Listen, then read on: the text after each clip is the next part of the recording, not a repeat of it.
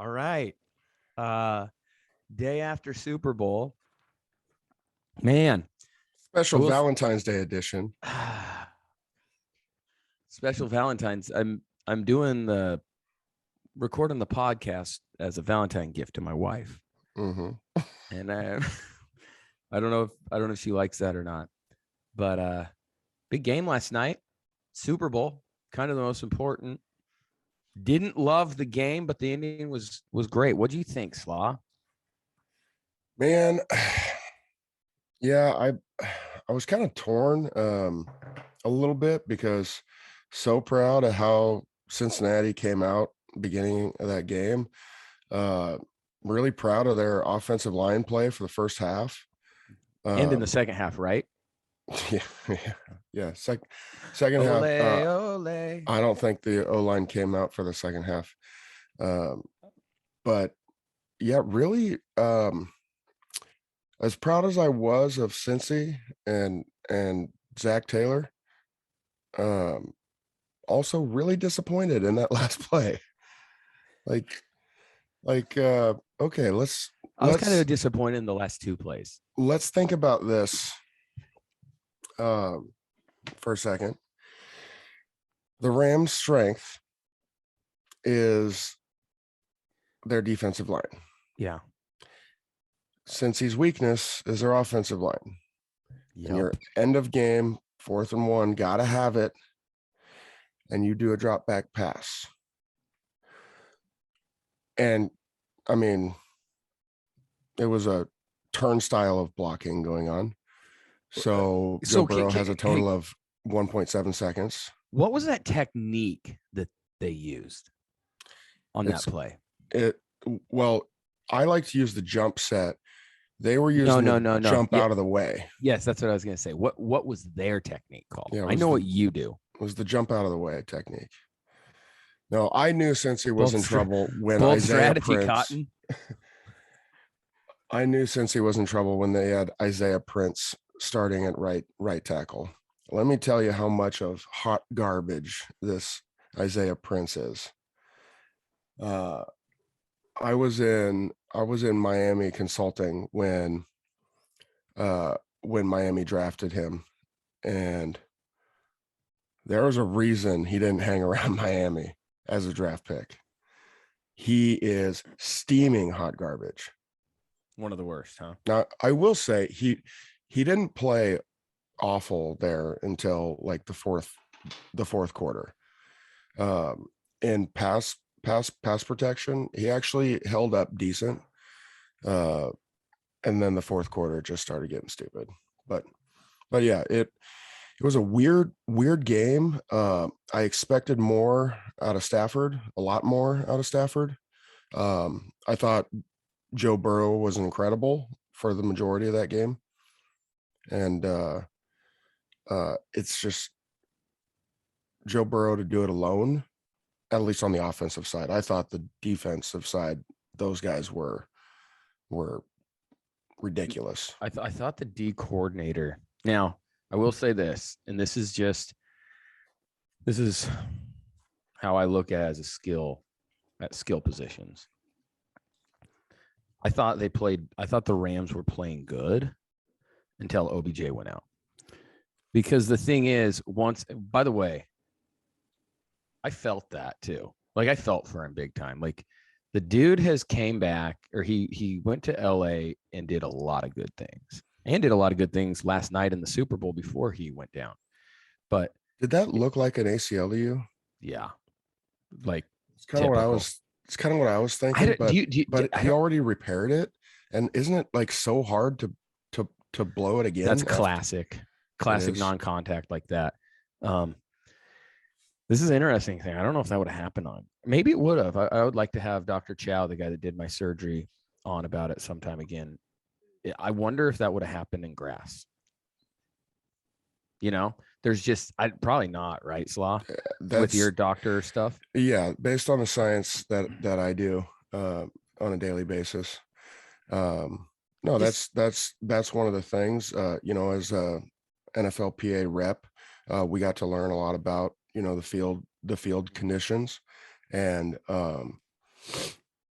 the there's definitely higher rate of injuries on the turf. There's much higher rate of non-contact injuries. Especially like that, because it's like it just sticks. Like Mhm. whereas if it's grass, if he's putting that much force in, he's probably sliding a little. He might just slip, right? Yeah. My understanding though was once you got the ACL fixed, it was harder to do it again. But are you saying I was wrong on that? No, it may be, but I mean that was classic. Yeah. That one was a As soon as that was a saw him classic. step and I saw the knee shift, I was like, oh gosh. I know, That's awful.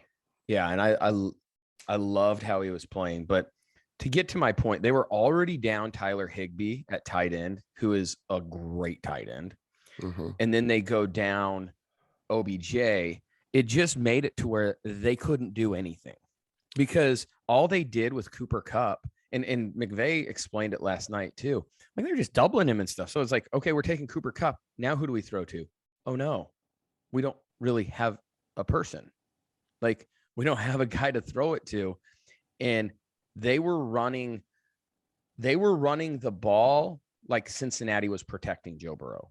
So like the Cam Akers had 13 carries for 21 yards.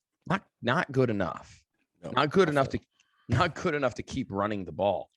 Like, well, you have to keep on running the ball. I believe you don't. Like, think about it. Bro, there were games in New England we ran the ball 6 times. Like, yes, it would help. I'm saying there's different ways of running the ball. Throw like checkdowns. Throw over the balls, because once that happens, well, then they're gonna be like, oh crap, they're throwing the ball on us. Then they change their defense up even more, and you can run the ball a little. But a lot of what Stafford and Kupp do so well is play action, and if you just abort the run, then I mean, to get those safeties to suck up there on the play action, you don't have a shot. They're not going to buy it. But think about what they did on the, like McVay said, we started going fast, and you can't. The calls have to switch up a little and be way more vanilla. Mm-hmm. That, like, as a defense, like they should have done that earlier on in the game, like because that's what we did in New right. England. If we started struggling at all anywhere, and if you go fast, you can start running the ball better too, because they're a little bit more vanilla. Mm-hmm. And that's the thing that it made it hard. And I think it was a great game plan after that, because then what it felt like early on in the game is they were just playing coverage with OBJ in, because they're like, okay, like we're just going to make them run to win the game. Whereas late in the game, they're like, all right, we're going to double Cooper, and we're also going to play single high. Now you can't really run the ball, and you're not going to throw to Cooper Kupp. And we have these random guys out here that you're going to try to get open with, which they clearly weren't getting open. Yeah, I was surprised at how big of a factor OBJ going out was, because to me it shouldn't have been. Now of course, well, without Tyler Higbee though, it makes it like blown up. Because if you want to win in the NFL, as a skill player looks at it, or as a quarterback, you have to be able to win your one-on-one matchups, kind of like you guys, but it's a little different. So if you basically have one guy that can win one-on-one matchups, you're in trouble. Yes, and I'm with you 100%. I knew that it was a big deal, because then it just leaves Kupp, who's obviously the best receiver in the league. But that's when I knew the offensive line would go, okay, boys, time to put it on our backs, because all our skill guys are gone. And let's go. And it was the exact opposite. It was disgusting. It's almost like they ran worse. Yes. Like by significant. Now, did they play less coverage, the Bengals? Probably, but still, like, you got to bow up and say, we got to move the ball somehow.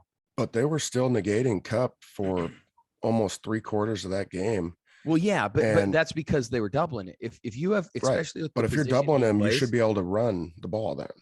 You should. Is what I'm saying. Yes. You should. And they didn't. And the Rams' offensive line is supposed to be a strength. And they didn't look like it. Now, since his defensive line is a strength for sure. And they looked better and better, I felt like, as the playoffs went too. Mm-hmm. Mm-hmm. Yeah, it was strange. Uh like I was saying, I thought the Rams should have had a much better showing even after OBJ went out. Um, I I thought that they still had enough firepower on the offensive side to do something. But And I just don't know who. well, I'm just saying with the running game, Oh, yes, you add fair, the running game and then you fair. use Cup in play Yeah, action. It shouldn't have been that hard for them.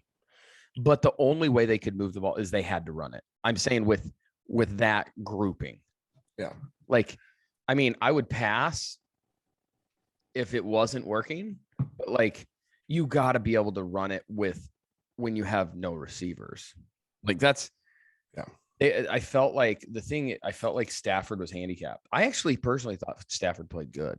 His 2 picks were kind of not his fault. Not the one that was in the end zone. It was 3rd and 14. That was a punt. Yeah, it was a That was a punt. Phillip Rivers pick. And the second one was not his pick for sure. No, but yeah, I don't know. It was It wa- crazy. I thought Burrow kept him in the game. Back to the and Bengals. Cincy's running game was fire. I thought Cincy's plan, just in general, was awesome. I love the aggressiveness of Zach Taylor too. Zach Taylor outcoached Sean McVay I thought by a lot. until the last play. Well, for the first like 59 minutes. Yeah, it was unreal, dude. I don't know. I'm starting to think that I'm not in on this Sean McVay stuff. I love Sean McVay. Okay. I think he's real like offensively. Now I don't know what he is. I'm saying just like concept wise, if Cooper or if OBJ and Tyler Higbee were there, it wouldn't have been a game because you add the tight end with those two. It just I don't think it would have been even close. Yeah, because they were starting to move early on while OBJ was playing, and then once he went out, it's like they couldn't move the ball. yeah. You know what I mean? But Cincinnati's plan, I thought, was incredible. They executed it well. They adjusted well on the fly. Their plan to neutralize the Rams' defensive line worked for a lot longer than it should have. 2.5 quarters or so. Their plan was, we're not letting Aaron Donald beat us. And Aaron Donald didn't do a ton early on. Right. Now, the fourth quarter of that, then it became rough. It almost looked like everyone was like, all right, I did my job. I don't want to block him anymore. Yeah. And it looked like that. But the way they just blatantly said, we're not letting Aaron Donald beat us. If other guys on the line do, so be it. We're just not letting Aaron do it. And it was so interesting because it frustrated Aaron to such a point that it almost affected the rest of the defensive line. Yeah. Where they were almost like paralyzed a little bit. And then that allowed Burrow to do some crazy things. There was some crazy officiating going on where they were letting some craziness go. Yeah, they were letting some craziness go. But then at one point, it's like, okay, we have to make up for that ridiculous let go. So now we're going to call the most ridiculous ticky-tack PIs. Well, I will say this. The Cooper Cup PI, it in a normal game, yes, it's definitely PI holding, not PI. The first one. But the play before that, they didn't talk about it, but the running back got held. Like it was complete PI. You know what I'm saying? I was like, how is that not called? Like he's hugging him. So I thought there should have been a penalty. I just thought it should have been on the play before. Also, the one in the end zone was definitely. Also, absolutely loved that Jalen Ramsey got absolutely exposed. I am all here for that.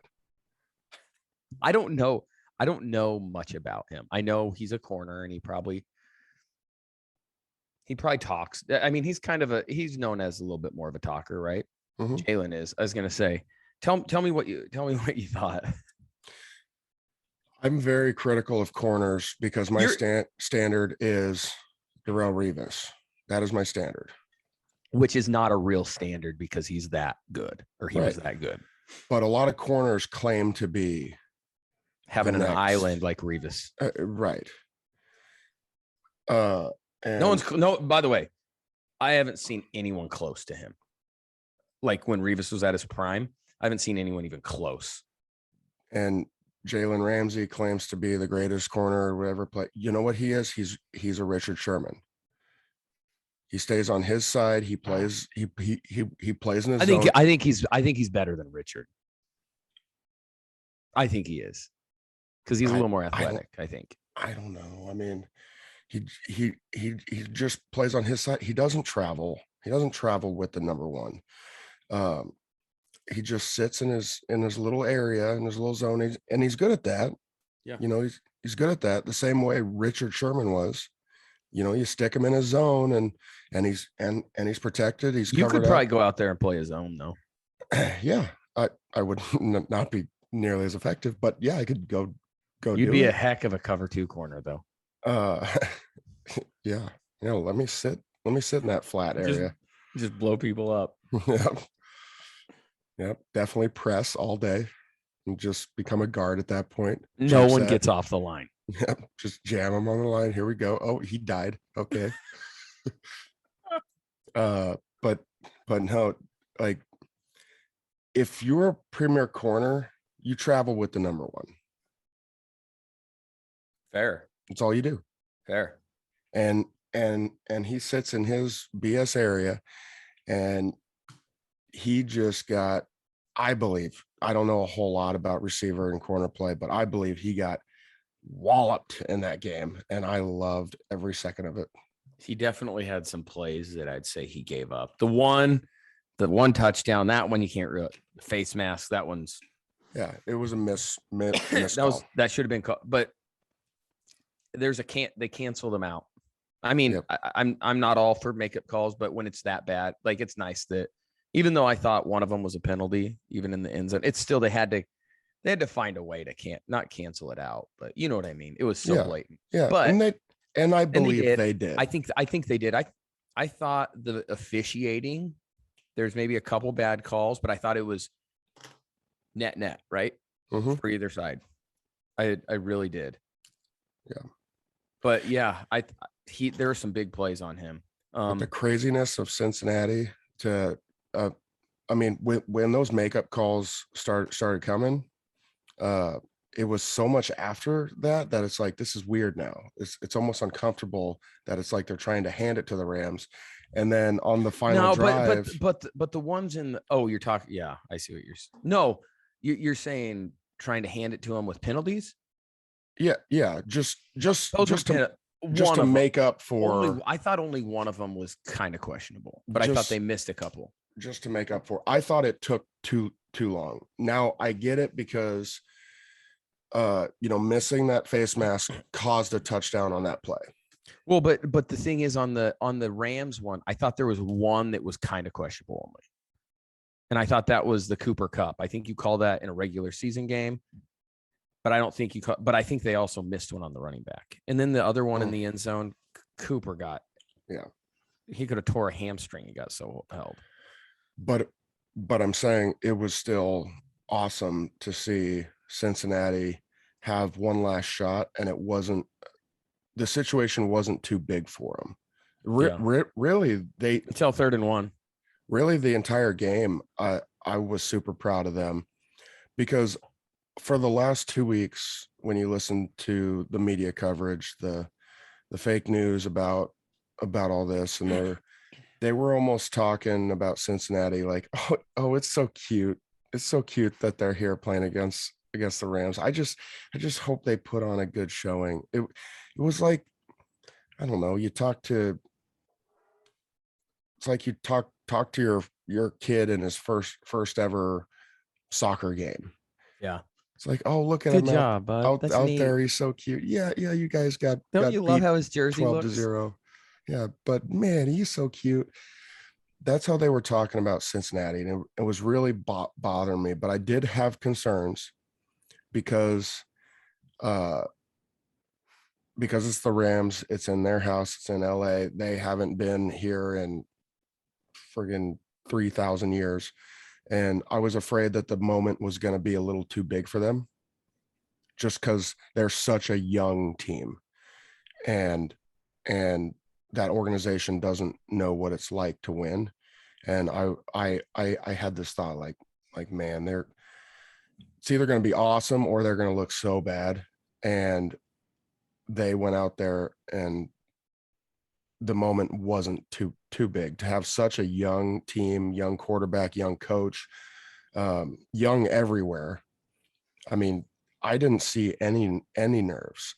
And right after halftime, somebody said the kicker came out for the halftime show and like watched it. Their kicker's a savage, bro. He is, but like, what the fuck are you doing? They don't need to talk to anyone about anything. I know he's a kicker. He's a kid, bro. They're barely humans. Like we can't get away from that. All right. They're barely human beings. It's almost like a pet. By the way, about him, like just watching him kick, and I know he didn't have to kick anything long all night, but watching him kick, every ball is right down the middle. He's so good. Every single one. Like it isn't like favoring the right side or the left, or maybe no, it's right down the middle. Like you can draw a line on your TV between the posts and it's going right on the line every time. Because of him, I wonder if they're going to get like a middle goal post, and if you hit that, you get 4 points. I like it. Make the game more fun, right? Yeah. Make the game more fun. But I didn't love I'll be honest, I didn't love the 3rd and 1 call, or 3rd and 1.5 before the 4th down play. Like that's not going to get talked about. But they brought the receiver in motion, and it's like, don't clutter things up anymore with the motion guy. You already have a fire alarm of offensive line, you know, like you do, like call the fire trucks, right? Like that's the only way you're getting a first down. And don't run. I don't even love running directly at Aaron Donald. I just don't. I'd rather, if you're going to run at him, run maybe like a sub-o, right? And maybe they did. But still, like, I just don't, like, I'd rather just have someone just go at his legs. Mm-hmm. And if you miss him, you miss him. But you're going to slow him down if you're going at his legs. Mm-hmm. I wish something like that would have happened, but I would rather get out in like a trips, or you know what I'm saying, a standard half right, double right, and no motion, because the motion just brings more trash. We already have filled the void of trash with your offensive line, so we don't need more trash. So do that. Or if you're going to throw, make it a 3-step, or like just a quick game, like a lookie. It's the inside receiver runs a 1-step slant, throw the lookie. Mm-hmm. Or just anything.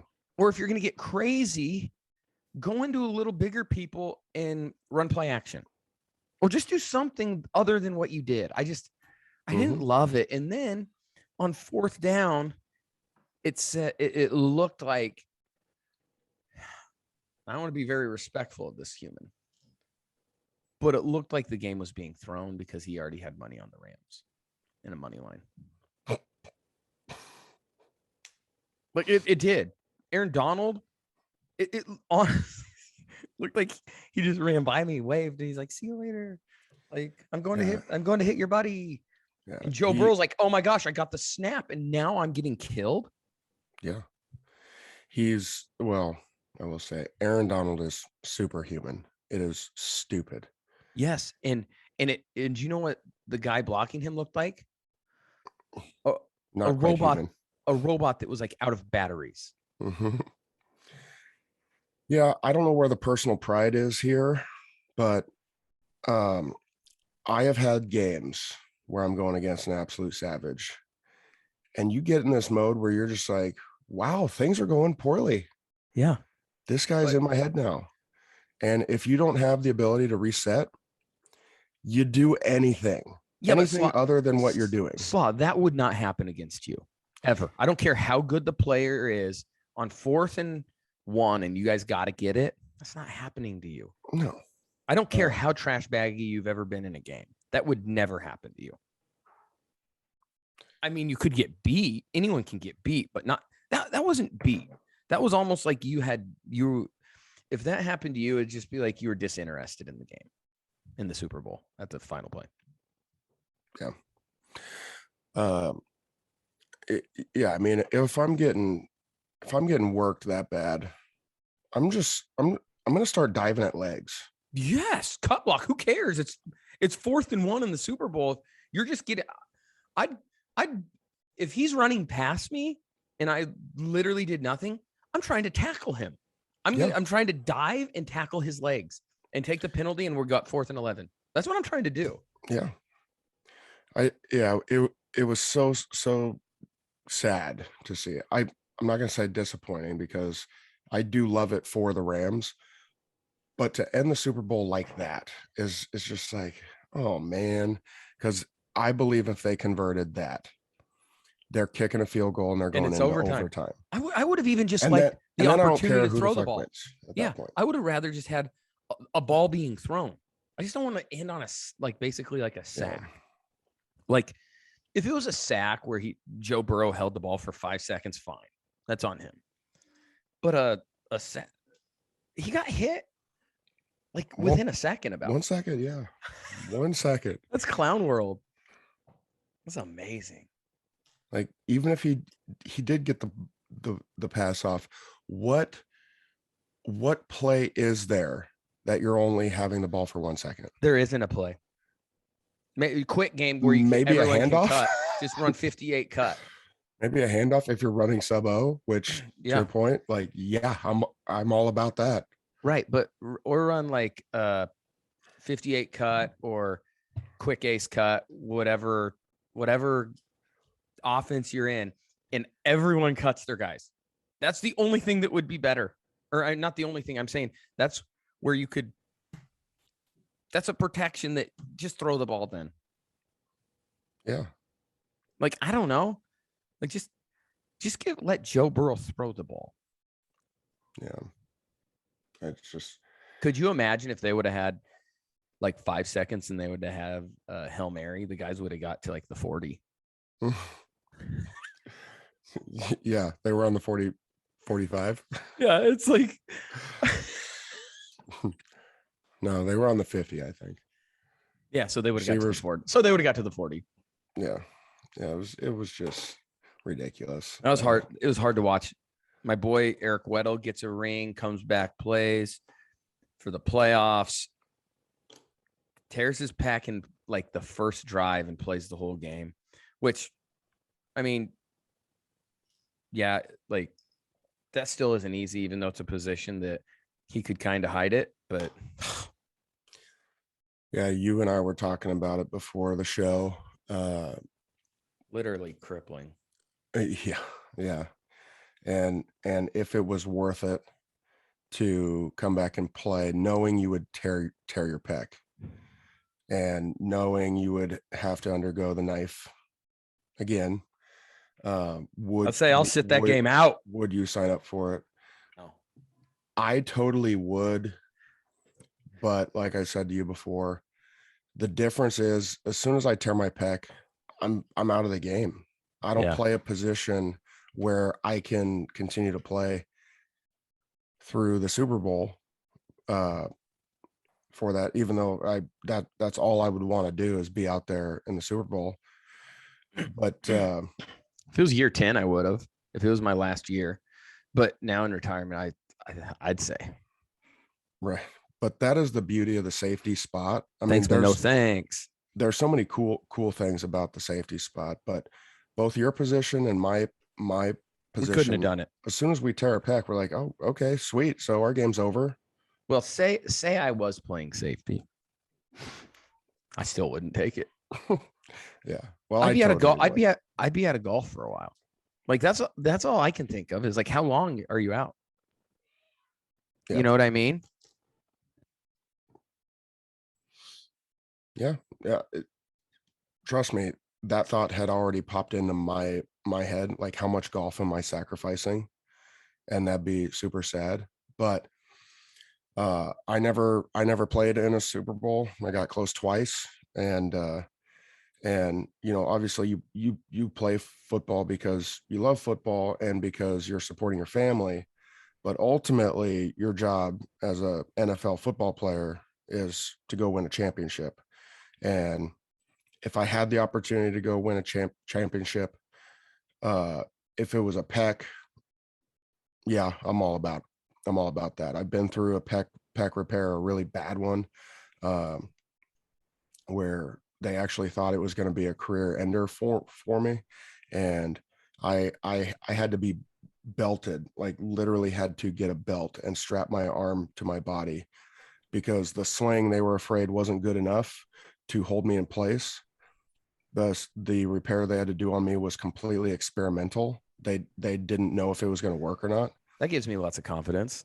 They were able to put 3 stitches in, and they said if you move and these stitches pop, that's it, we're done. We can't fix this. We're actually amputating, it sounds like. Well, no, it was a situation where instead of just tearing a pec like you normally do, my pec had exploded. So amputating. And they said, look, trying to stitch the tendon back onto your pec would be like stitching a tendon to ground beef. It ain't happening. Gross. Hey, what if they're like, yeah, if you move, we're gonna have to cut both your nipples off. It's like, whoa, that went crazy. It depends on what they're using to cut them off with, but yeah.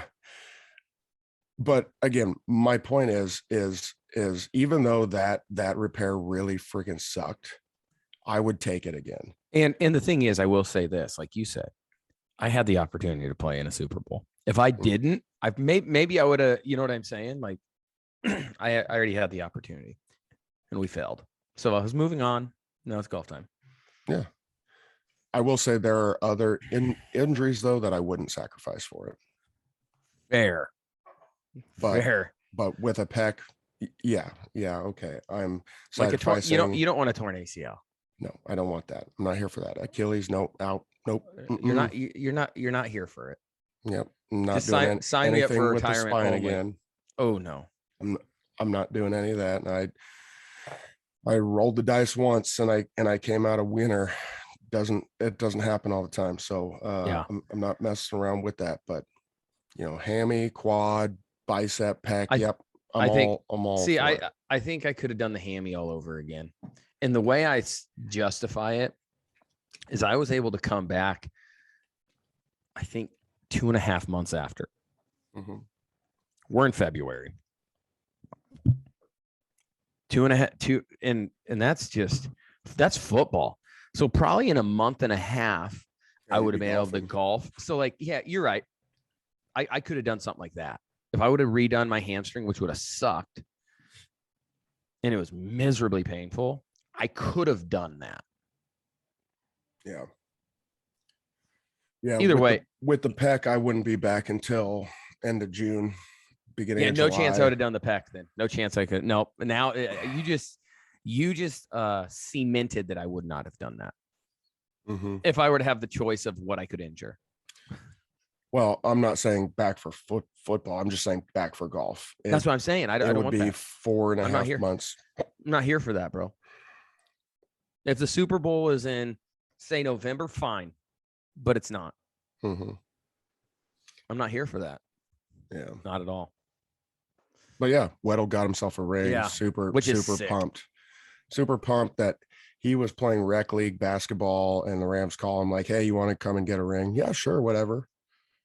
And he just hops off the plane and goes straight into starting safety and wins the championship. Yeah.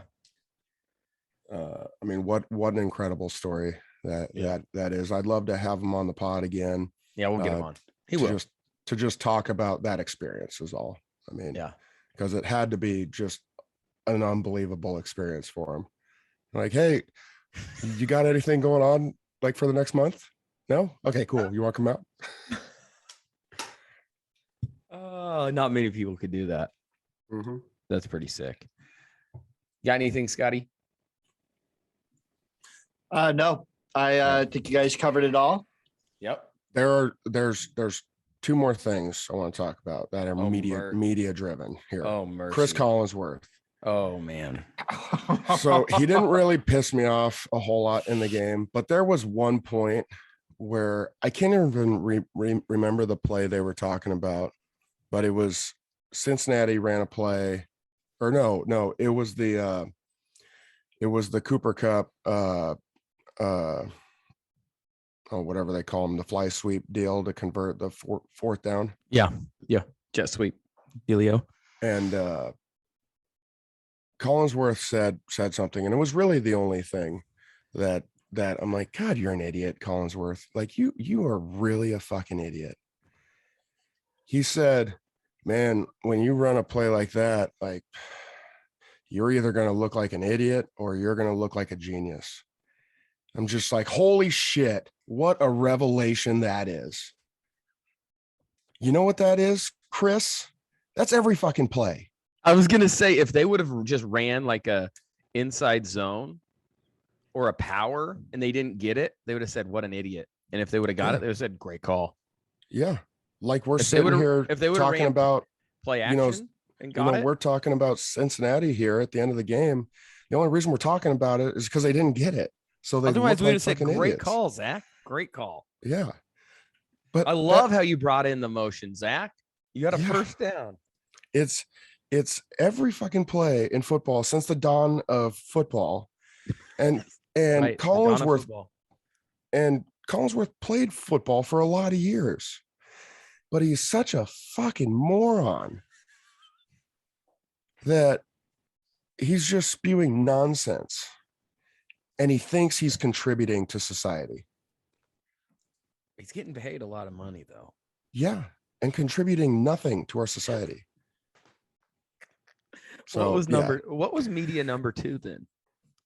Number 2 really pissed me off was after the game, Joe Thomas after the game was talking about how after OBJ went down, he's like, God, it was like the Rams were searching for who's going to be our number 2, who's going to be the guy that steps up.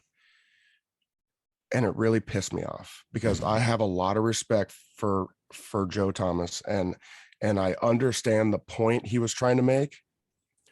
But when you were making the insinuation that Cooper Kupp is anything but the number 1 there, if anything, OBJ is the number 2 there.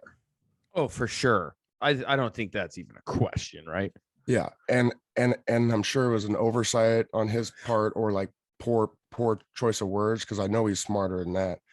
But just the way he worded that whole discussion there. And he was saying, yeah, they were searching for their number 2 and nobody was stepping up. And then eventually Cooper Kupp says, hey, I'll do it. I'm just like, what? Joe, come on, man. Like, silly guy. Cooper Kupp's the best receiver in the league. And you made it sound like he just came walking off the street. They found him in Hollywood before the game, said, hey, you want to play? Yeah. I mean, he's not a practice squad guy that Cooper? just got elevated. Like, this is fucking It's offensive Cooper player of the year. It's Cooper Kupp. Pretty good player. Pretty good. Really pretty good. Yeah, I just wanted to bring up those 2 things to remind people how stupid the media is. I won't say who it was, but in the ESPN one, they're talking, they bring Sean McVay on. This is clown world. And he goes, and they said, yeah, coach, on the last drive, you it was like, I don't know, it was 15 or 16 plays or something like that. And he goes, yeah, you mix the run and the pass. And and Sean goes, yeah, the pass only. He goes, we had 1 run. Which it could have been 2 with the speed sweep, but like it was hilarious. And they're like, oh, it's like you mixed the run really well with the pass. And it was like, oh yeah, that one. It was like, oh, did mixed you up good?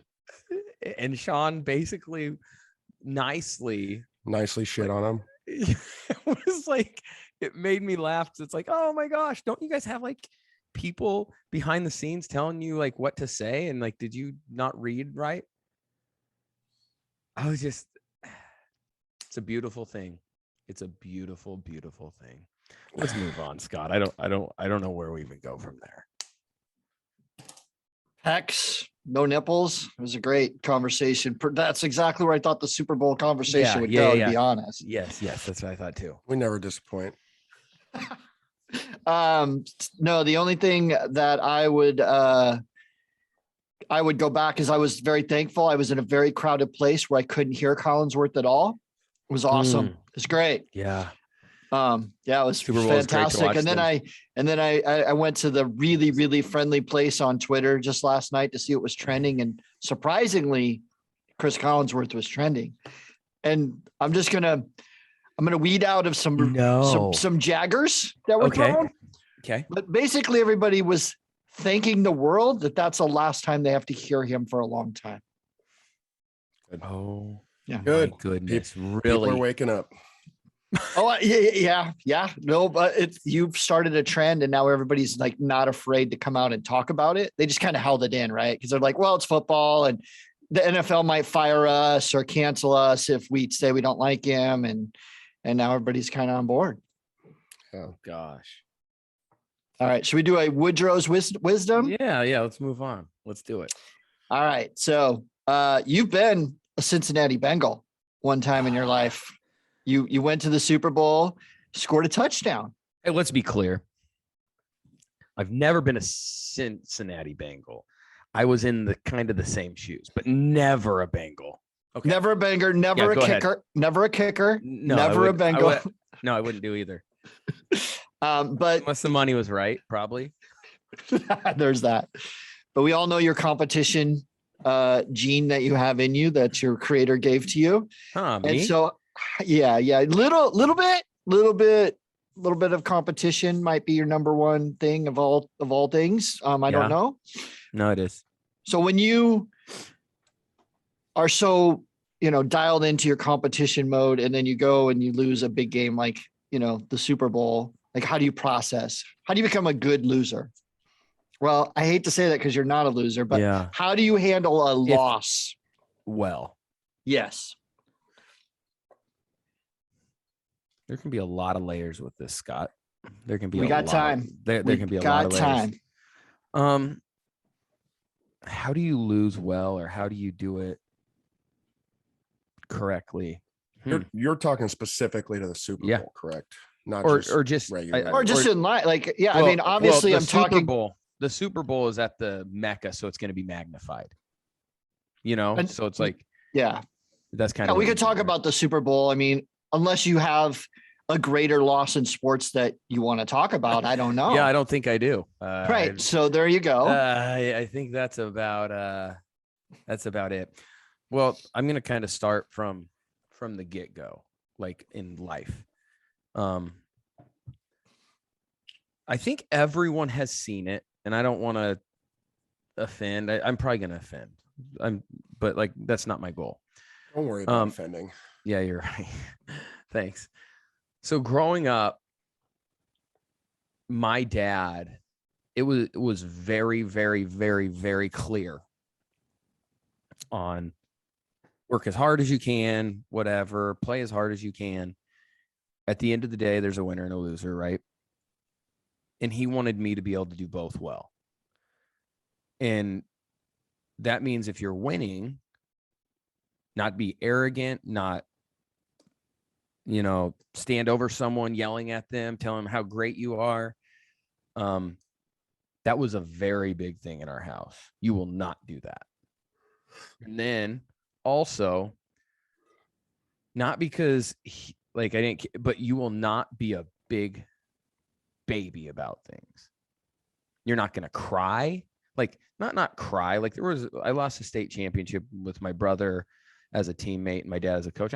I cried after the game, but not because I was mad at the other team or not because I was going to be a pouty little baby. It was like, this is the last time I'm going to play with my brother in high school football. This was like a really cool moment. But everyone sees those kids, right? where they cry anytime they lose. They cry if they don't get the ball. They cry if they. It's It's like, happening more and more in society. oh my gosh, it's terrible. And the thing that's scary about this is probably going to offend some people. Some people are like, man, it's like, I've had people ask me if like, that's how I was as a kid. I was like, oh no. If I was like that, my dad would not allow me to play sports. He would have told me you are not allowed. And he like, that was like known. Like you're not going to be a bad winner and you're not going to be a bad loser. That is not what's going to happen. And some people be like, yeah, they're just so competitive. It's like, no. They're a baby and they're terrible losers. Like we're not going to do that. And that, you said, Slaw, that's what more and more people are doing nowadays. That's a rule in my house. If you're going to cry about something like that, you're just not going to play.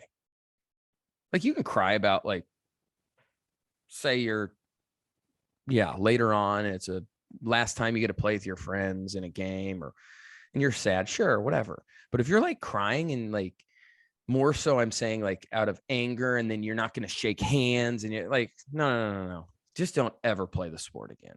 So I would say from the get-go, Scott, I was taught that like you're going to win correctly and you're going to lose correctly.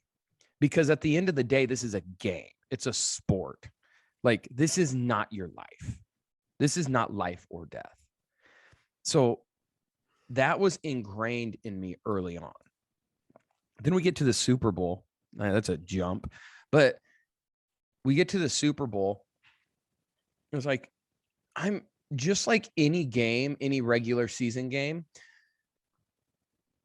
I go back to what I was, taught. Like, I'm going to give everything I have in every game, not just the Super Bowl. It's any regular season game. It's any preseason game. Like when I'm in, I'm trying to win my battle or my matchup. And I just tried to do the best I could in the Super Bowl. If I would have went out there and there were games where I kind of, I don't know, didn't try my hardest or didn't care about my assignment or whatever, then I would have been like pretty angry. At the end of the Super Bowl, man, I left everything out there. I was playing with I don't know what grade, but like a bad adductor strain. And I gave every single ounce of effort that I could have. I gave everything that I had. Yes, I scored a touchdown. It was one of the better games I had that year, but we didn't win. And it wasn't about me being all about myself, but I was like, I gave everything I had. Was I disappointed? Well, yes. Obviously, I wanted to win the Super Bowl. But I don't understand. And like you guys know, competition's like my number one strength. If you do like a test, they do the strength finders test for finding out in businesses, finding out what their employees like to put them where they need to put them. And that was my number one strength. But I've never had a problem really with winning or losing at the end of the day. Like Slaw knows, like when we golf and stuff, like I just want to destroy you. But if I lose, it's like, all right, that sucks. I'll pay you my money, moving on. Like I'm mad about it, but like I'll get over it within 10 minutes. At the Super Bowl, I remember losing. I was mad or I was disappointed, whatever it may be. But like, I think if your life there's something else it's a football game, right? Like I got to play at the Super Bowl. Like that's insane. But it's like, I also have something in life that's way more important. Like football is not life and death to me. Football's not like the most important thing in my life. It never was. It was not the most important thing in my life. And I was very secure in that. even though like, yeah, I had years and years and years of work to get there. And then I got to play on that stage, and it was the only time I got to play on that stage. It still wasn't who I was. And I think when I did that, it makes losing anything easier. Like, what am I going to do? Say, oh, Eli Manning, you shouldn't have thrown that ball to Mario Manningham on the sideline. It's like he's doing the same thing I'm doing. He's trying his best. Like, so to be like a little baby about it, it's like, come on. It's like that's not what it's about. And it's just not it doesn't define me. If I would be a Super Bowl champion right now, would I be better or worse? I'd be neither. I'd still be the same human being that I am today. Like, I guess I'd have a ring, but how many times would I wear that ring? Never, because it's stupid to wear a ring that's the size of this water cup. Like, I'm not going to do that. Like, I just have no interest in it. And was it cool to play in it? Yeah, it was really cool. But like, I think the thing is, when, not that you can lose well, because I was not happy, like I said, but it's like, it doesn't define me. That Super Bowl game doesn't define me. If I wouldn't have scored a touchdown in it and I would have had a bad game, that still doesn't define who I am. And I think that's probably the biggest thing. Not the biggest thing. There's so many things that my dad taught me, but it was like, it's not life and death. Like, it's a really cool thing that we got to do was play in the NFL, or even the state championship in high school with my dad and my brother on the team. Like, it was really cool, but it's not life and death. It's not like, oh, my life would have been so changed. I'm still going to have a family. I'm still going to have my kids. Like, it's just, at the end of the day, it's what I did. And it was super important for my job. But then once the job's over, like, and we failed, we didn't win. It's like, all right, let's move on. Like, I remember, like, it's funny to me when I hear all these people saying like, man, that one's going to eat at me into the off season. Guys, 3 hours later, I didn't care, because I was with my family eating dinner. You know what I mean? Like, I was with my family who got to experience a Super Bowl. Like, I went more towards like gratitude of being like so thankful I got to experience that. Like, come on. Like, I never cared. I just never cared. Like, man, that loss is eating at me. What? I don't know. I move on with my life. I try to be better the next time, but I'm not going to like, I'm not thinking about my high school loss in the state championship. In some ways, that was more important than a Super Bowl, because I was with my family members. Like, but I still don't care. I don't care that I lost the last game I ever played, and we would have been in the playoffs, and we kind of botched the last drive when they had a fourth and whatever, and they converted and scored. Like, I don't care. Like, I don't care that I didn't make the playoffs. I was like, all right, well, I guess I'm done. Like, it's just not that important. Like, it's important when I'm playing, but it's like, yeah, it's just not that important to me.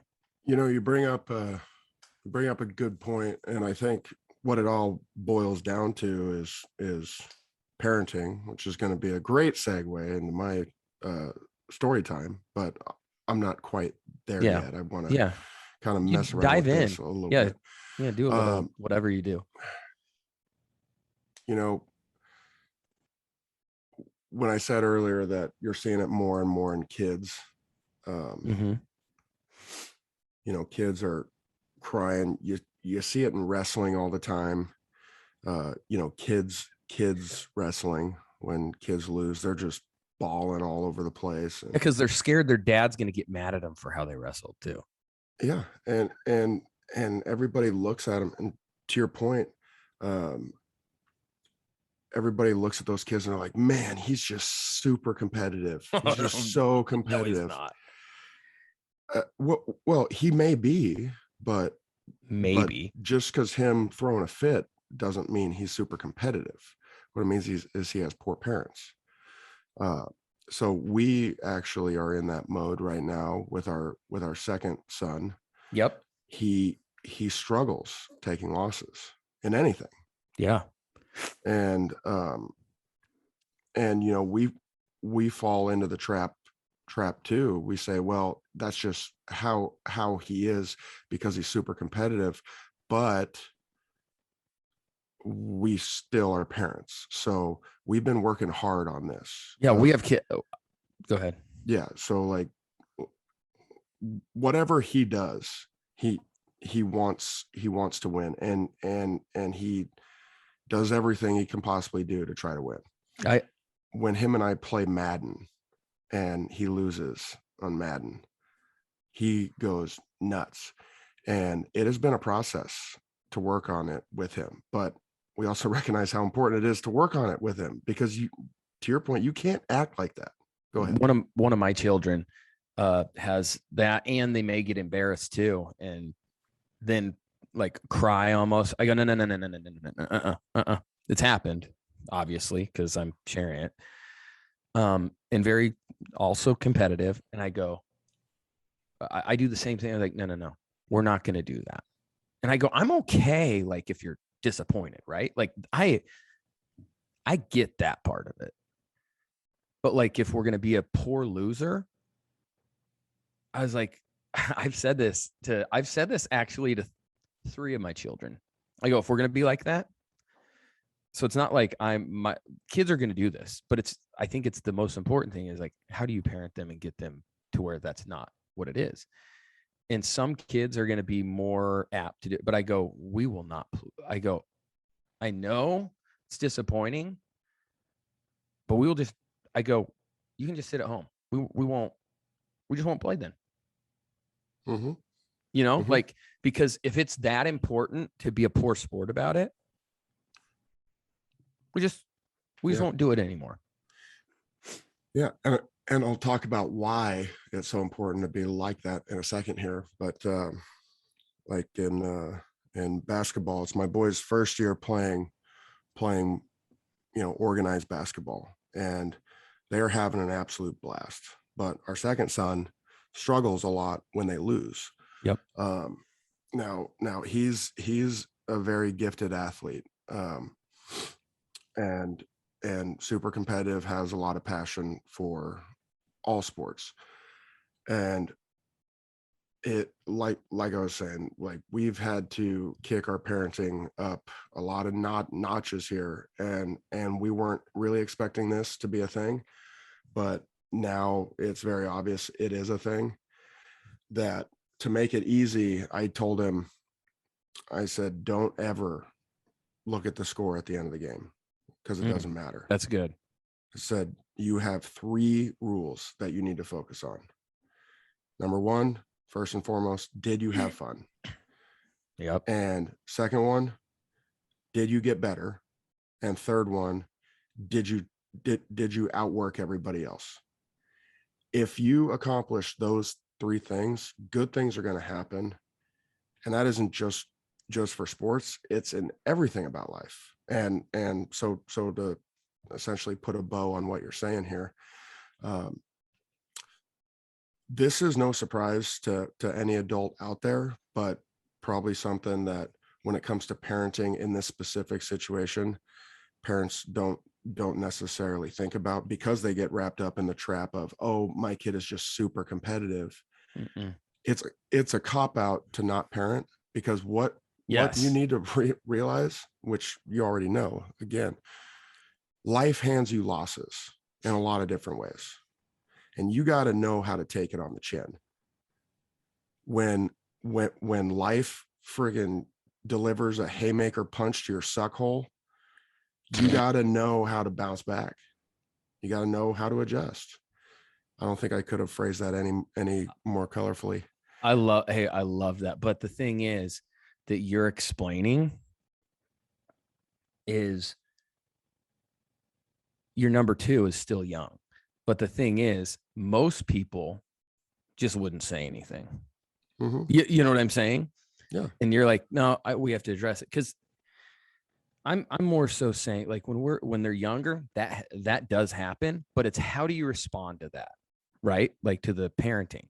And because I'm sure there were a couple times early on that I probably wasn't great, right? But my dad, the way he taught me and the way he told me things, and basically, obviously, had boundaries, I was like, oh, okay, all right.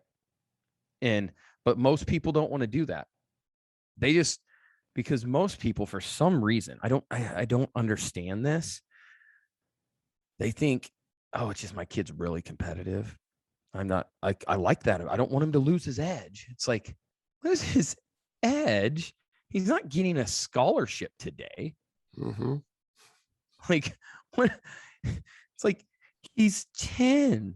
Yeah. Like, How many he's not getting a scouts are coming to the scholarship off local of YMCA? competition today.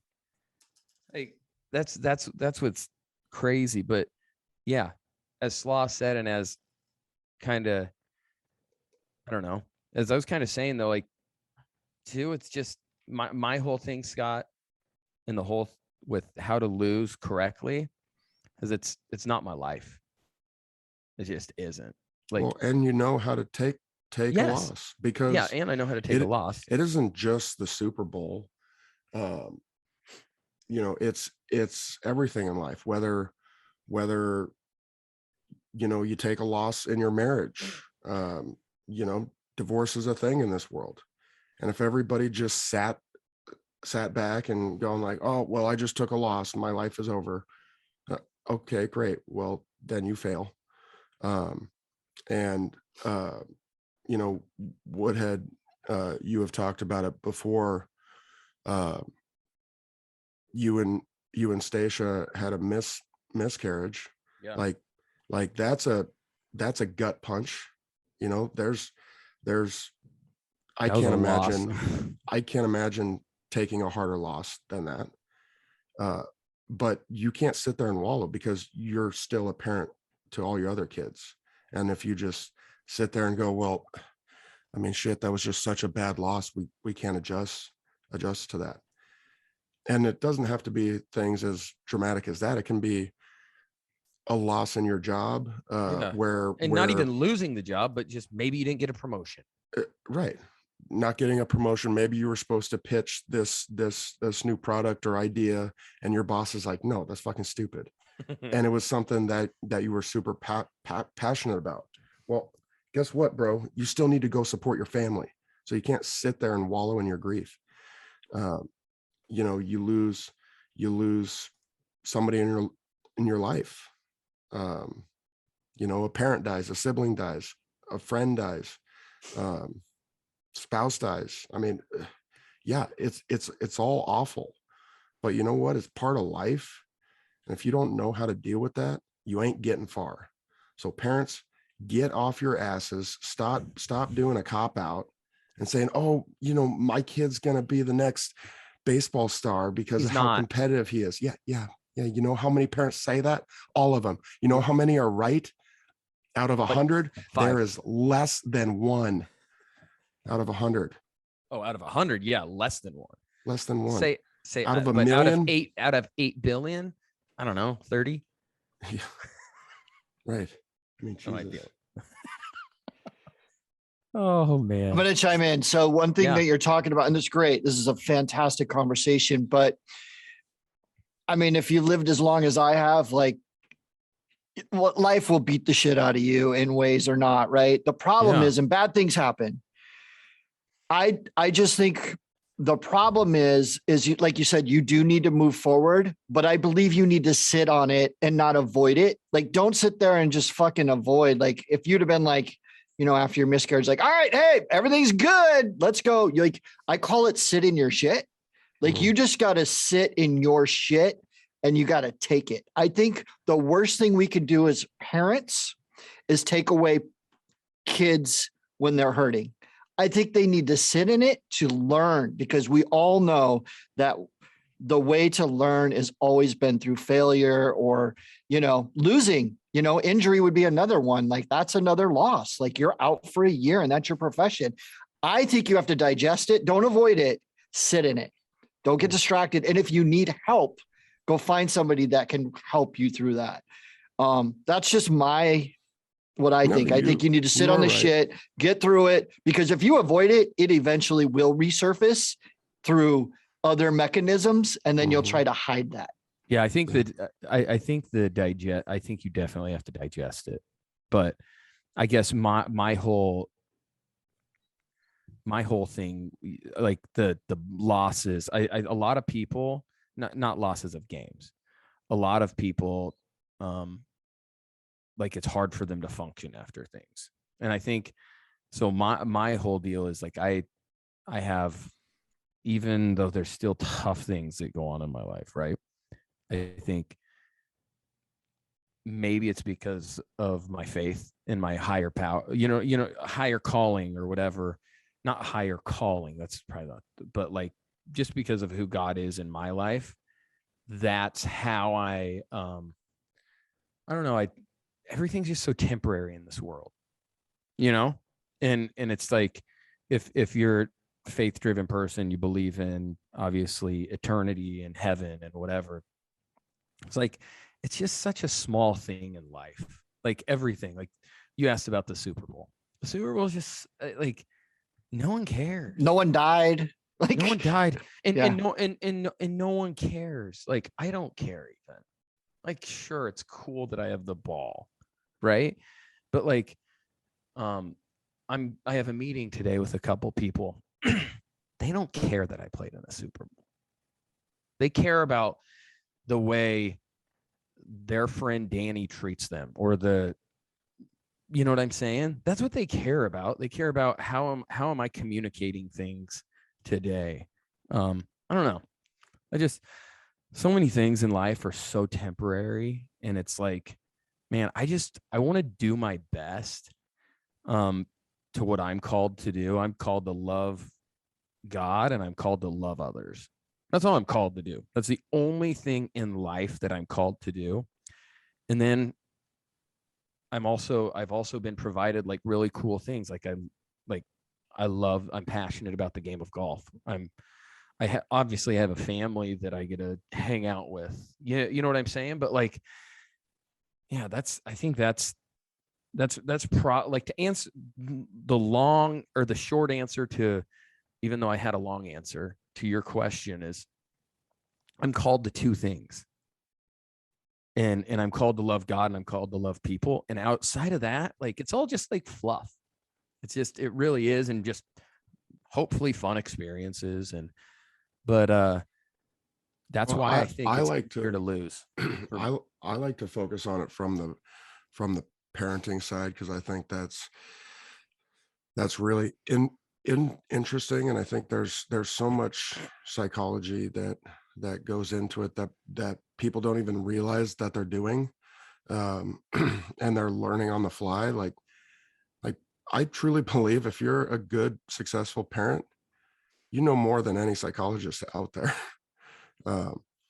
And I was having this discussion with one of the coaches the other day, and we were talking about the differences in kids, firstborn, secondborn, and just general similarities between everybody's firstborn and everybody's secondborn and all that. And in reference to my first son, like he could give two shits about sports. He didn't want anything to do with it. That's okay. He would rather not play sports, but I make him play sports. And he asked me why. He's like, why do I have to do this? I have to go to school. I have to get good grades, and I have to get a good job so I can go through life. And at the time I didn't have a real good answer for it, but now I do, specific to that child, because his passion is school and science and art and everything like that.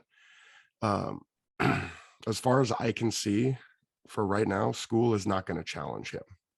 School is not going to hand him a loss. Sports are going to hand him losses, and life hands you losses. And if he doesn't ever learn how to handle a loss, when he gets there, he's not going to be able to handle it. Yeah, that's what I'm saying is you gotta let the kids sit in the pain because what happens is, and that's the helicopter philosophy now, once they get out of the helicopter atmosphere, they don't know how to function when someone says something hurtful or things just don't go their way, because life is going to win every day, all the time. You're going to get kicked in the face a bunch of times. It's how you react. Yeah, exactly. So, I mean, to kind of, and these are our personal experiences. yeah, right. I mean, we don't know everything, right? Yeah, it's we just don't know a everything, conversation. but that's how we've learned to. Yeah, Scott and Danny don't know everything. So no, but I guess that's kind of my takeaway from I thought you were going to say you don't know everything either. But go ahead. That is my takeaway from what you were saying, though, Danny, is obviously losing a Super Bowl as a professional athlete is the toughest loss you can take in that specific part of you, because you've poured your heart and soul into that, and as hard as you fought all year long, like, there isn't any other game out there that would hurt as much as that one. But in the grand scheme of things, it just doesn't matter. Especially looking back at it now, right? Like and I think that's probably why, like when we were talking about the Weddle deal, like, would you trade that? I was like, no, because looking back, playing in the Super Bowl, it's just such a small blip of my life. I think that's why. I don't know, but I'm also entrenched in golf right now. So, like, I don't really care at all about football. Yeah. But when you lose at golf, it pisses you off.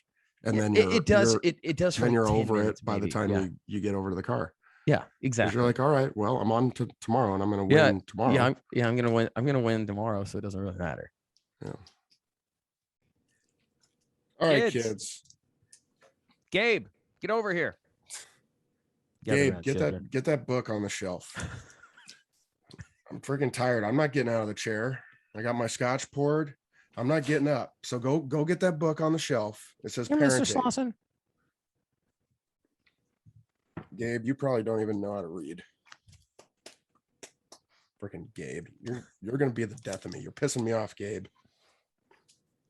But at the end of the day, I'm here to make You're right. I don't think Gabe has a clue how to read. Good kid though. Really good kid. How old are you, Gabe? 13. Boy, that's really tough that you don't know how to read. He'll be all right. Which I've never been into reading either, Gabe. Yeah. At some point here coming up in Slauson Story Time, I'd like to talk about my stuttering experience. I think that'd be good. Great. But today I don't want to do any of that. We're talking about parenting. We're talking about parenting. That's a glimpse for next week's story. Yeah. We're talking about parenting. And Woody, I thought that your wisdom was awesome, and very, very passionate about parenting. I'm always trying to win.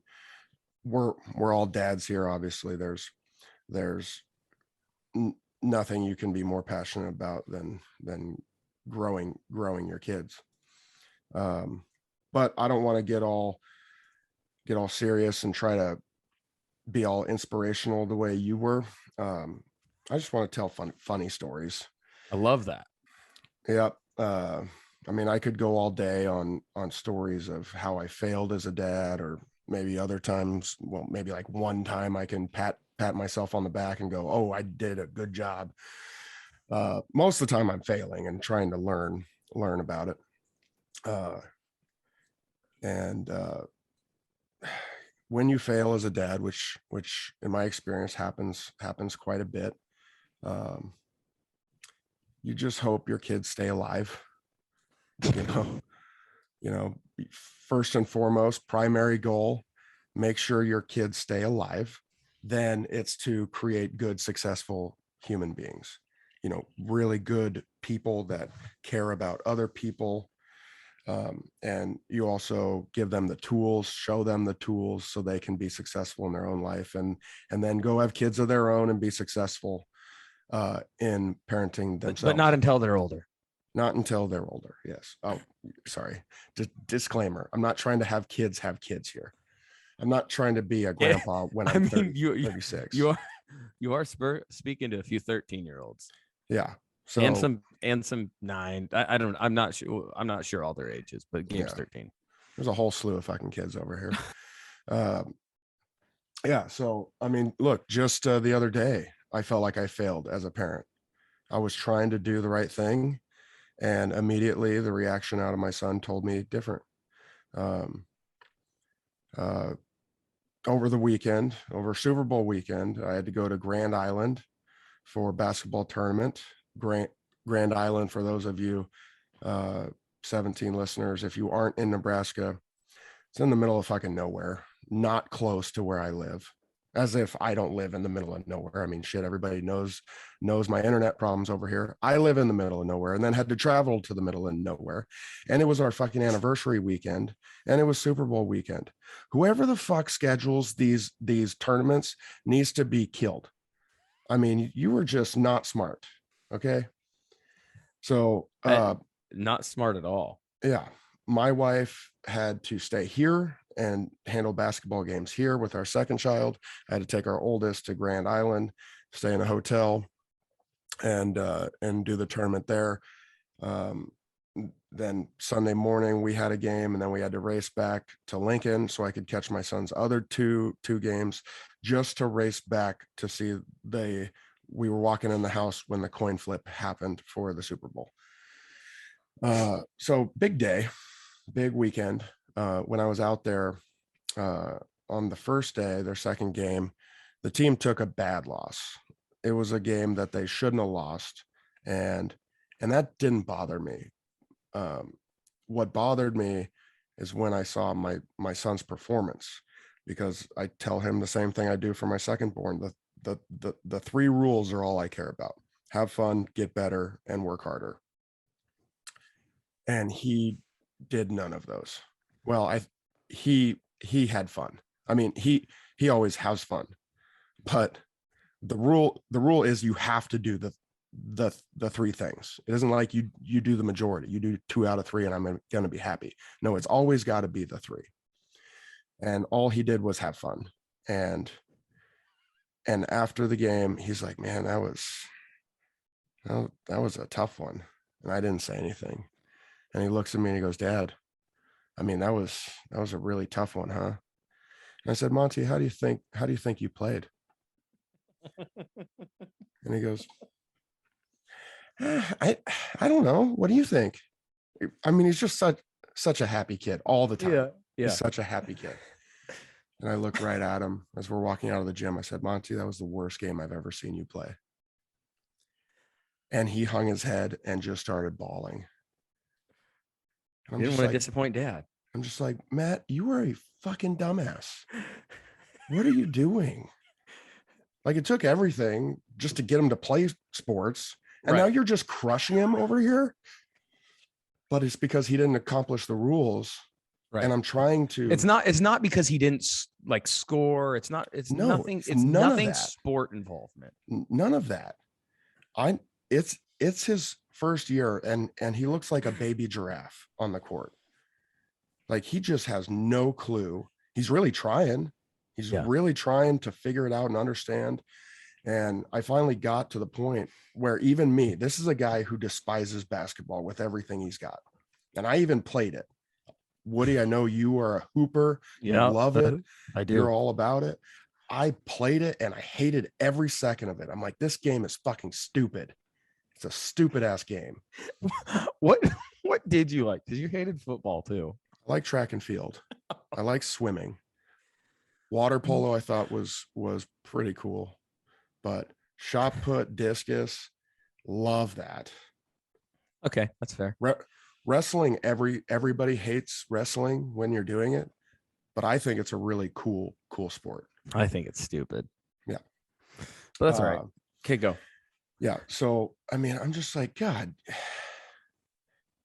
like everything I need to do is, I thought I was doing right by creating the rules saying, I don't care if you win. I don't care if you ever score a point. I just want you to focus on, please get fouls, because it means you're working hard and you're playing physical. But I can't just say that. I can't say go tackle guys on the basketball court. So as a parent, I just created the rules. Said as long as you accomplish these three rules, doesn't matter what else happens, and you can carry those rules through any sport, through school, through your marriage, through jobs, through anything. I feel like you can carry those rules, and they're going to help put you on the right track. As long as you're having fun, you're trying to get better, and you're trying to work harder, you're going to be pretty successful. And God, right there, I'm just like, felt like I was trying to do it right and just fucked it all up. So we had a discussion in the truck, and I explained why I was disappointed, very calmly. And I said, Monty, it's our first day here. Okay. It's our first day, and it's one game, and that game doesn't matter. I just want you to focus on the three rules, and the rest of the night you're hanging out with your friends. We did a pool party with the team. We did a pizza party with the team. All the kids, I don't know why our room got dubbed like the hangout room. So all the kids were coming over with all their screens and just nerding out, playing Minecraft and God knows whatever else. I don't even know. And I said, so tonight the game's done. The game's over. We're going to have a hell of a lot of fun. And then tomorrow you get another game, and I want to see the three rules happen. That's it. That's all I want to see. And that's exactly what happened. You know, he went out there and he had a blast, and they got their tails kicked so hard. Who cares? But he did the three rules. And I think that's the biggest thing too, is it's just kind of sticking to, because part of it, I think it's who you guys are as a family, right? Like, we're going to work hard. We're going to have a blast. We're going to work hard, and we're going to get better. The last two, I don't know if that was in order, but like, the thing is like, that's all it is. I don't, and that's kind of how it's more so, like you said, you messed up in parenting.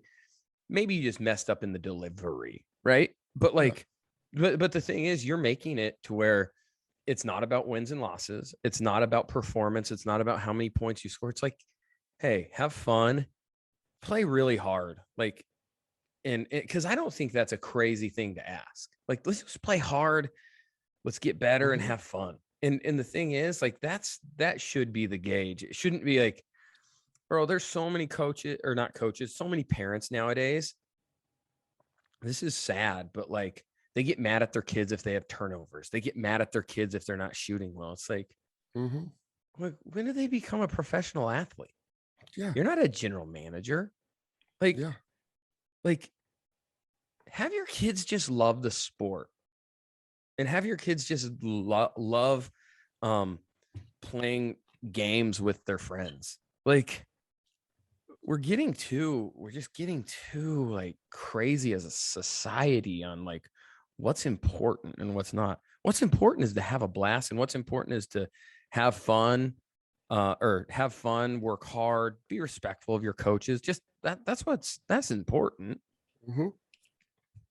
Yeah. And yeah, I think we've all screwed up every once in a while on the delivery, but I think at the end of the day, your heart's right, because you just want your son, well, and obviously your daughter, if she ends up playing sports later on or whatever, to just kind of do the right things.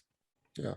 I would say, you know, that was That was a pretty typical parenting failure, I think, though. It wasn't a big one. It wasn't No, not at like a all. huge fail. Monty bounced back fast. Yeah, it's just a delivery. We all screw up in delivery. Yeah, but parenting is all about failing and figuring out how to do it better and be better, and hopefully you don't royally screw up your kids in the process. and on that note, the two other funny parenting stories, which gets a lot funnier. Well, let me say one thing yeah. about that. The thing that's awesome is you're a professional athlete of 10 years and you're not worrying about the score. Yeah. You're not worried about the stats. You're not worried about whereas that's what people are. When you were talking about how parents are getting so down on their kids when they turn the ball over or miss a shot or whatever, like, do you really think your kid is going to become a professional basketball player? Probably. I mean, look, he's fucking out there. He's 10 and he's like 4'2". Guess what? He has 0 NBA chance. Okay. And you know what else you're setting your kids up for? Experiencing conditional love. Mm-hmm. Oh yeah, God. And I experienced that out of my douchebag parents. They fucking suck. So let me tell you guys, that's not how to do it. It's not how to do it. So next story. Well, hold on. I thought you brought up a really good point. And I just want to give one last jab to other parents really quick. Yeah. I think it's important. You and I, because your last name is Woodhead, my last name is Slauson, we accomplished what we were able to accomplish football wise. Guess what, parents?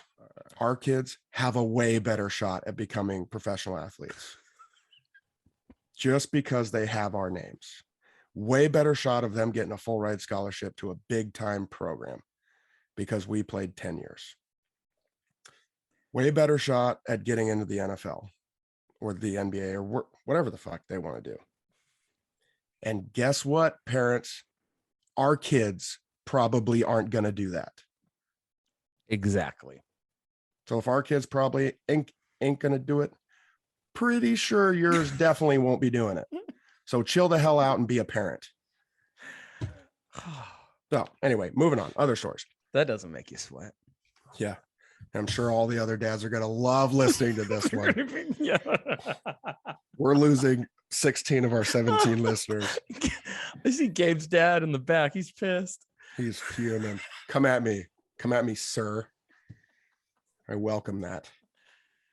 He just goes by Gabriel. Anyway. Yeah. Gabe Senior. Yeah.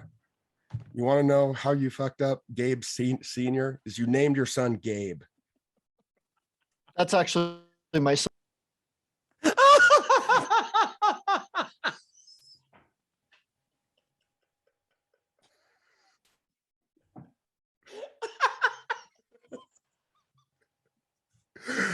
Oh my gosh. Well, I was going to go on this whole other thing about kids named Gabe, but now I can't.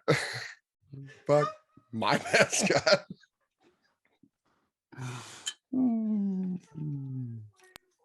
And in a home run at every at bat. Oh gosh. I was going to say. Oh my gosh, I was laying down on the tile. I was going to say, Go to your second story.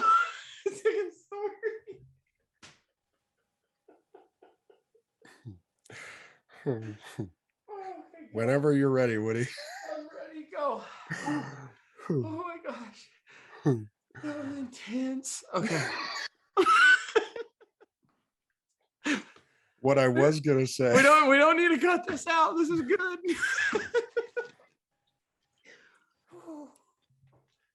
What I was gonna say was, throughout my NFL career, thinking of how many teammates I had named Gabe.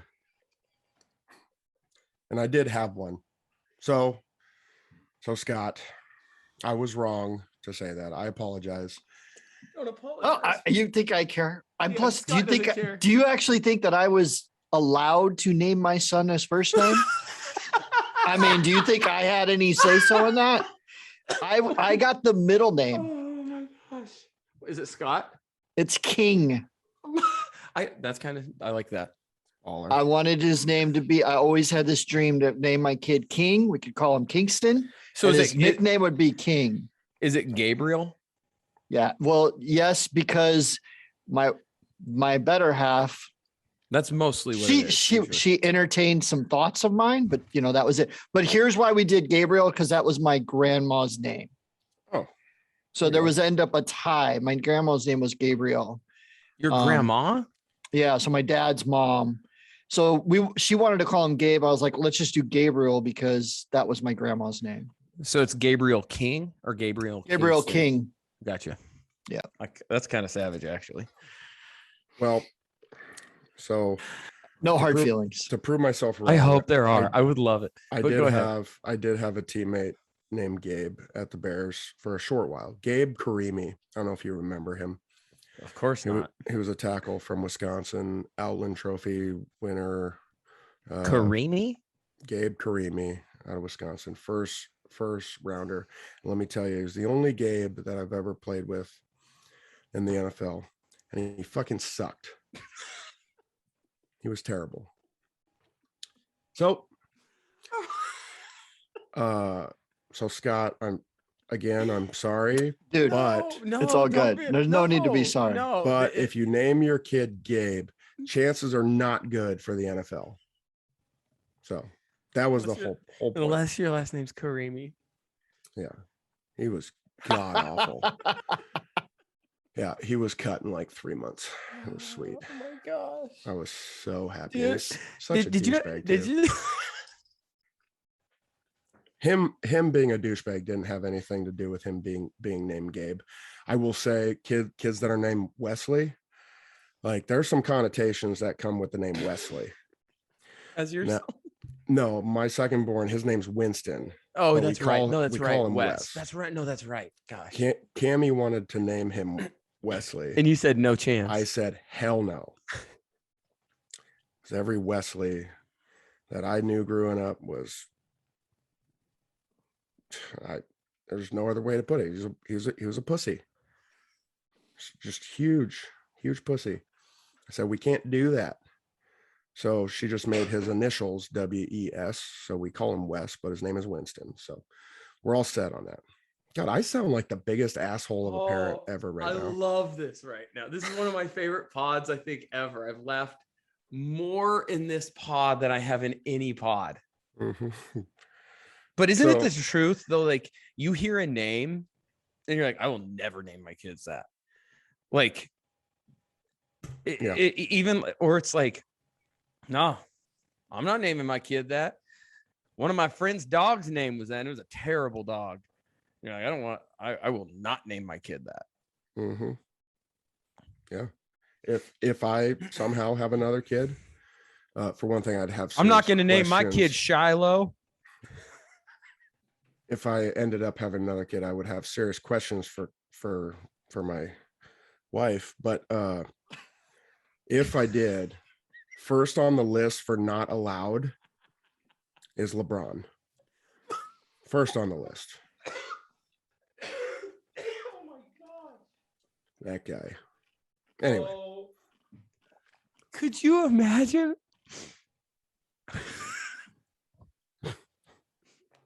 LeBron Matthew Slauson. Mm-hmm. Oh my gosh. Yeah, not going to be LeBron. Anyway, so or Joe. Joe. You don't like Joseph? Oh my gosh. No, Joe. Oh yeah, Joe. Maybe Brandon. Saw 2 of those sweatshirts last night. It was pretty impressive. Did you? Yeah. It was pretty impressive. You don't expect. Oh, you mean on TV? You don't expect. No, in our state here. Oh wow. Oh Yeah, impressive. out there? Wow. Yeah, That's impressive. Yeah, you don't expect. You're like, expect yeah. that. I mean, I thought Dr. Dre was going to come sing inside the bar. I mean, the odds are going like that. Like, wow. Yeah. Oh, So yeah, the other funny two stories I'll just tell is one because just do it. like I said earlier, like when your kids are young, you're just trying to like keep them alive, because the molding good human beings comes later, once they start experiencing life and going through struggles. um, then you can start, creating good people that are going to be successful at life. But when they're really young, like at, at least for me, the way I looked at it was like, I have no idea what I'm doing here, so just do whatever it takes to keep them alive. And when I say dads fail a lot in parenting, that's a scary time to have failures, is when they're really young. And I was playing in Chicago at the time, and my wife had never taken like a trip, and she got invited on a girls trip where they were going to go spend, I don't know what it was, 5 days, 6 days out in Arizona. And she was so worried about me being with the boys, because Wes was, I think, almost a year, and that would have put Monty at like 3.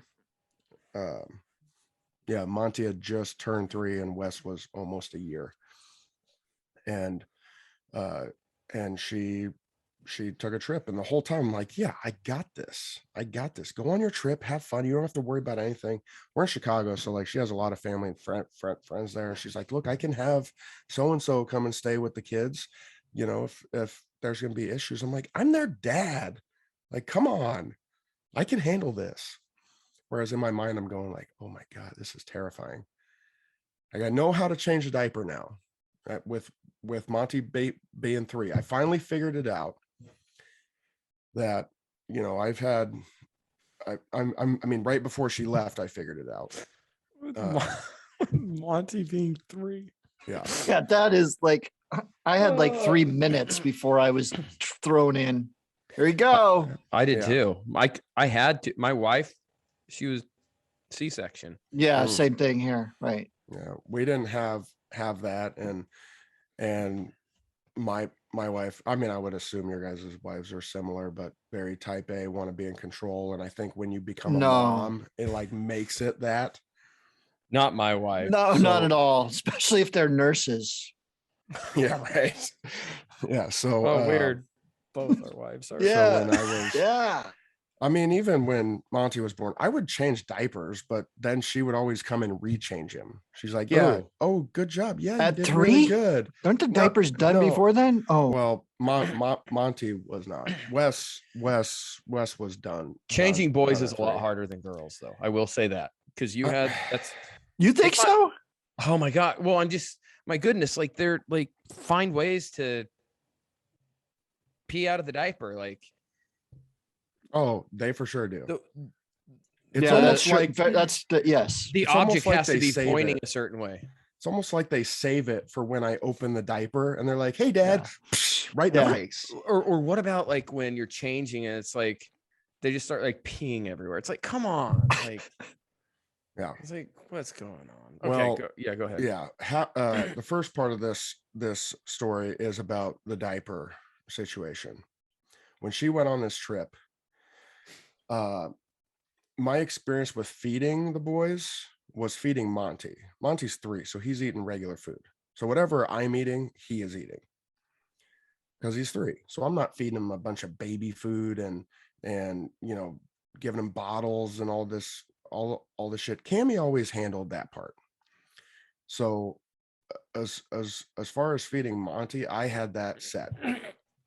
And before the trip, Cammy's like, okay, this is what you do for Wes. This is his whatever it is, rice cereal. So the bottles, rice cereal, and this is the mixture. This is how much you do. This is how much you this is how long you microwave it for, whatever else. I'm like, yeah, got it. Wasn't listening to any of that. And then when she left, and I'm going, crap, I gotta feed him. And I had a buddy over there at the time. And I'm like, okay, read me the directions on the back of the pack there, and tell me how much it says. And so he's reading me all the things. I'm like, okay, we're gonna double it, because my kids go hard on food. and somehow the mixture got messed up with the water. So the consistency was just all like soupy. I'm like, this isn't how it's supposed to be. I've seen Cammy do it. It doesn't look like this. It's supposed to look like grits or oatmeal or something, like consistency like that. So then I dump in a whole bunch more, and then it became way too thick. And I'm like, okay, we need to add more water, and then back in the soup. And now I have a whole freaking vat of rice cereal for this kid. And it was very obvious over the next couple days that the consistency was wrong, because I'm like, okay, this sort of looks right, but underneath the consistency was like cement, like you're mixing cement in a wheelbarrow, like if you're setting fence posts or putting up a basketball hoop or something. So the top looked good, the bottom was straight cement, and that's how it acted in his belly as well. The dude didn't crap the whole time Cammy was gone. And it was like I handed her a ticking time bomb.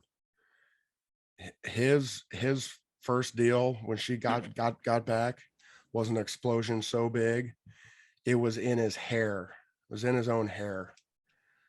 Like when the dam broke, the spray just right up his back, all into his hair. My gosh. And Cammy just looks at me. She was she's not like, happy with you. What did you do? So, well, the first day I kind of messed up on the consistency of the rice cereal, and I think it formed a cork. And so there's been 5 days of food stacked behind that. Oh my goodness. Yeah. And Wes was not a happy camper at the time. Well, when it finally released, then he was happy. But for Golly. it was like day 4 and 5, he was not a happy camper. And the last story is the last day of this trip. Like, I knew she was coming home, and our room was right across the hallway from the boys' room. And